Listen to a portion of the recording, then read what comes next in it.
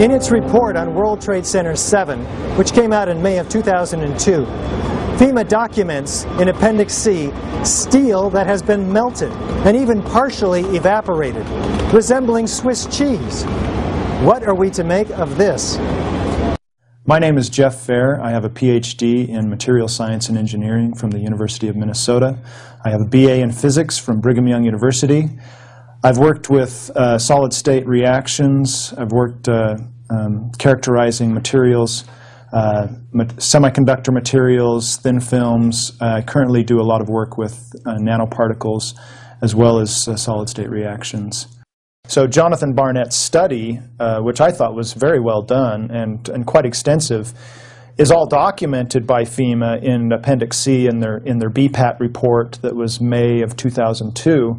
Unfortunately, it was never used in the NIST report.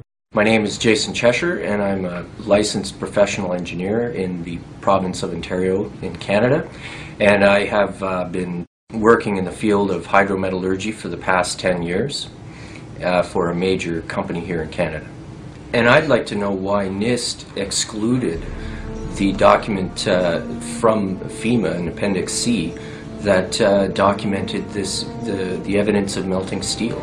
Well, why is this not included? Why is this forensic evidence not being included in the report? First of all, let's go back to your basic premise that there was a pool of molten steel. I know of absolutely nobody, and no eyewitness who said so, nobody who's produced it. You'd get down below and you'd see molten steel. Molten steel running down the channel rails. Like you're in a foundry. Yeah, like lava. Like it was lava from a volcano. Actually melted beams where it was molten steel that was being dug out.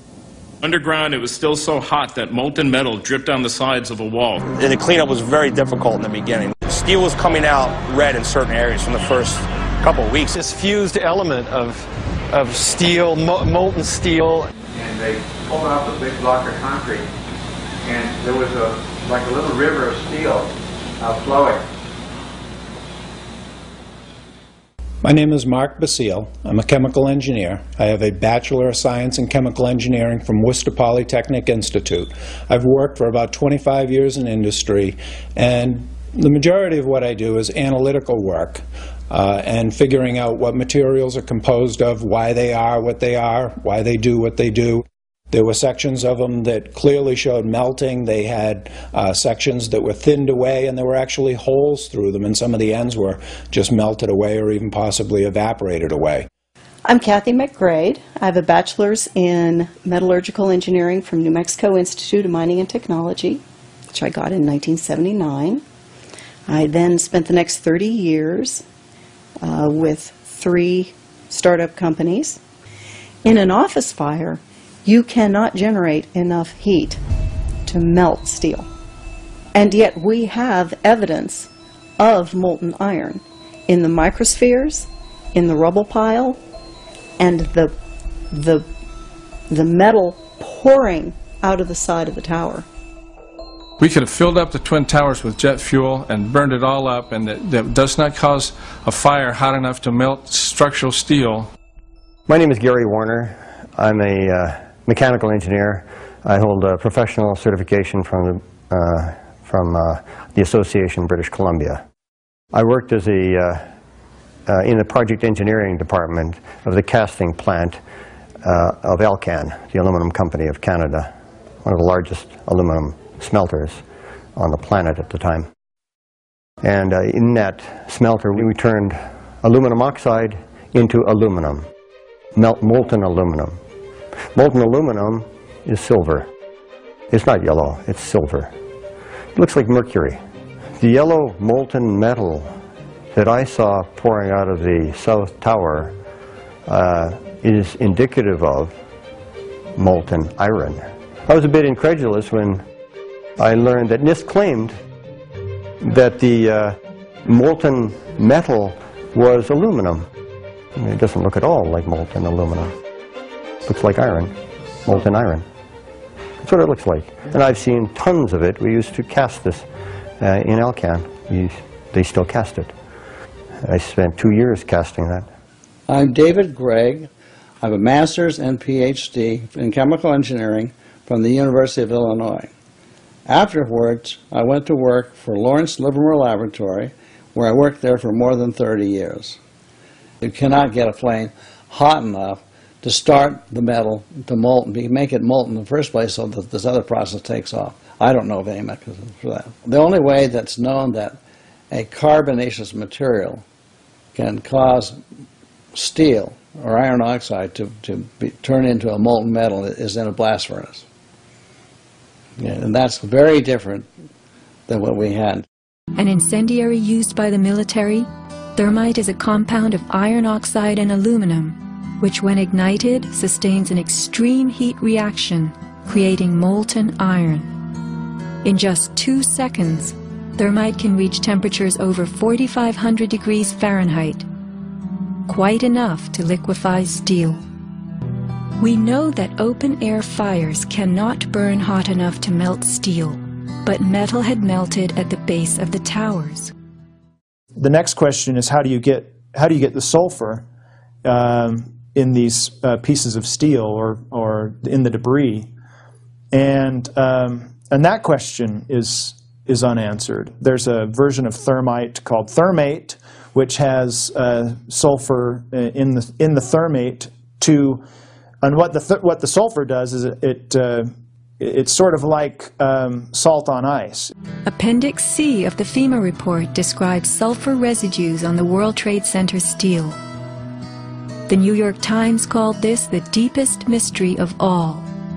Sulfur slightly lowers the melting point of iron, and iron oxide and iron sulfide. And it just basically makes the steel melt at a lower temperature. So instead of having to bring the steel up to 1500 centigrade, you can slice through it with material that's at 900 or 1000 degrees centigrade. And if you do a search on Google for thermite and building demolition, you can find all sorts of wonderful devices that have been fabricated and invented that use thermite for building demolitions. Thermite is, in the old-fashioned thermite, is a mixture of pulverized aluminum and pulverized rust. And if you can get this mixture to react, which is not so easy, it produces tremendous heat, and this is what you call an incendiary. An incendiary is something which can be used to destroy something by the means of heat, while an explosive is something which acts with pressure. It knocks things apart. Now, the old-fashioned incendiary is not an explosive, but it is still used for military purposes for melting iron structures. Practical applications of thermite involve things such as equipment decommissioning in the military. When they have a piece of artillery or a tank or something like that that they don't want to leave behind to the enemy, they throw what are called grenades, thermite grenades, down the barrel, let's say. But thermite does not explode. It simply reacts, produces large amounts of heat and molten material. In the case of thermite cutting charges, you would have heard far less noise since they are worked by thermal heating, melting of the steel, rather than an explosive cutting as in RDX charges. I'm Kim Ireland. I have a degree in chemical engineering from Clarkson University in 1963. After graduating, I served 2 years as a reserve officer in the U.S. Army Corps of Engineers, where, among other things, I had training in explosives such as C4.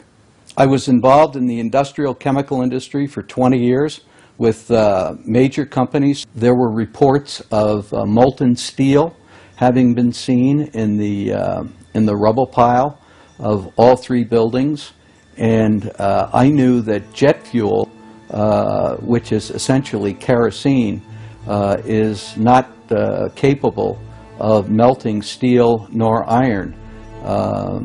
Kerosene or jet fuel burns at less than 1600 degrees Fahrenheit, and molten steel needs at least 2700 degrees Fahrenheit in order to melt.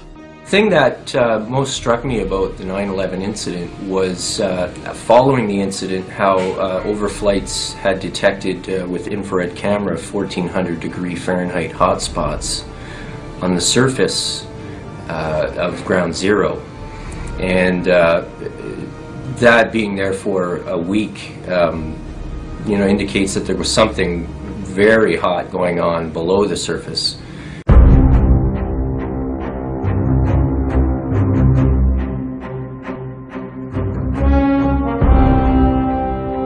Another question that may haunt the new Freedom Tower.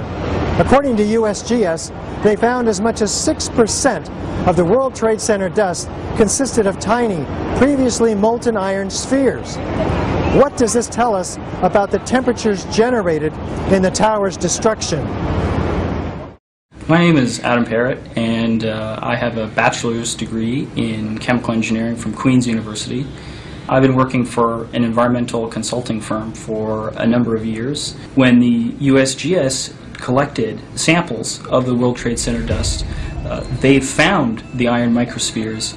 Insofar, the USGS does not have a valid explanation for the presence of these iron microspheres. But I've independently seen thermitic activity within 2 separate independent samples of World Trade Center dust. I'm Jerry Lobdell. I'm a retired physicist and chemical engineer. I have a BS in chemical engineering from Texas Tech, and I have extensive coursework in mathematics and physics from the University of Texas at Austin. I've had broad experience in analysis and applied research, 30-year professional history spanning physics, chemical engineering, statistical analysis and modeling, and operations research. So what do the microspheres contain? Iron is the main element, and then it has smaller portions of aluminum, sulfur, a trace of manganese, a trace of potassium. Most of them are less than about 1/10 of an inch in diameter, and they're spherical. And they're found in all of the dust blown out of the buildings during collapse, no matter where in Manhattan that dust is picked up. You must have had a much hotter heat source for you to get 2,700 degrees Fahrenheit in order to melt the steel, melt the iron, to get these spheres, these molten spheres. Your heat source must be something like a chemical reaction, an exothermic chemical reaction that reacts, in the case of thermite, reacts at 4,500 degrees Fahrenheit. My contention, based on finding thermite residue in the dust, is that it happened before. It didn't happen after in the fires that ensued in the rubble pile afterwards. It's all the characteristics of the microspheres, along with what I see in the attack of the beams that were actually found, tell me that thermite was involved in melting those steel beams.